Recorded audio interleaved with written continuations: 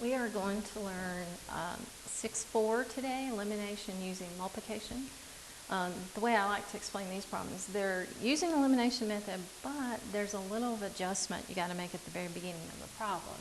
So let's look at the first one. They're not going to be quite ready to go like the problems out of 6-3. If you look at this one, we have 4x minus 9y equals 61, 10x plus 3y equals 25. What I want you to notice is we have a negative 9y and a positive 3y. They are not the same, but there is a relationship between 3 and the 9 because you can get the 3 to turn into a positive 9 really easy. And the way to do that is to multiply through by 3, but make sure you go all the way across, okay? So you got to do 3 times 10, 3 times 3, 3 times 25. You're going to get this new equation. But if you look now, it's ready to eliminate. Look, now you got both same coefficients. One's a negative, one's a positive, so it's ready to eliminate. Do that by adding straight up and down. Big numbers, 34, 136, scares me a little bit, but when you divide by 34, it works out fine. X is 4. So to get the rest of this answer, you can go back to one of these equations, pick one of them, put the x in, and then solve for the other one. So I think I'll go with the top one this time.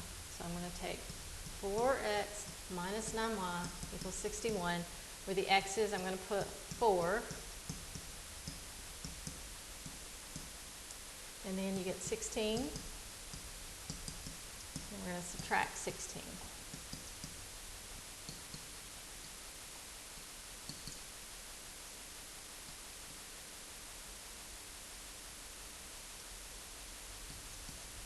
So that'll be 45, divide both sides by negative 9. And y is negative 5. So we got the final answer, 4 and negative 5. So we write our answer, 4 comma negative 5. You can plug that back in up here, check it. 4 times 4 is 16, plus the 45, and you get back to 61. 40 minus 15 is 25, so I checked them both. The check is really quick, and if the numbers get too big, use your calculator and help you get through that math quicker. But always check it before you move on. Okay, let me show you this elimination problem. There's really, in this case, there's really not a relationship between 4 and 3, and without using fractions. You can't multiply 3 to turn it into a 4, and you can't multiply this 2 to turn it into a 3. So what you got to decide on is you get a choice. And just because I go and solve one particular variable doesn't mean you cannot do the other variable. There's actually choices here that you can solve by elimination. I'm going to pick and eliminate the y variables. I could pick to do these, and I'll explain what that would be if I did. But because I'm choosing to pick these, that means I'm going to try to get these two numbers to turn into the same number. One of them be positive, one of them be negative. Well, because I'm using these two, that means I'm trying to get them both to turn into a 6. So that would mean I'm going to multiply all the way through by 3 on that top equation. And then I'm going to multiply not just by 2 on the bottom. I need one of them to be negative. So I like putting the negative on the bottom. Don't ask me why, it's just weird. Okay, top turns into 12x plus 6y equals 24. The bottom is a minus 6x, minus 6y, and a minus 18. Now it is ready to eliminate. See, here they are. So draw my line, add straight down, get 6x, and then this is 6. Oh, okay. And so whenever you divide both sides by 6, you get x is 1. So we got half our answer.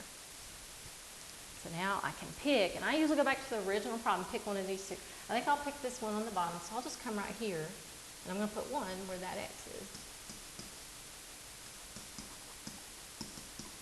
So 3 plus 3y equals 9, subtract 3, get 6, divide by 3, you get 2.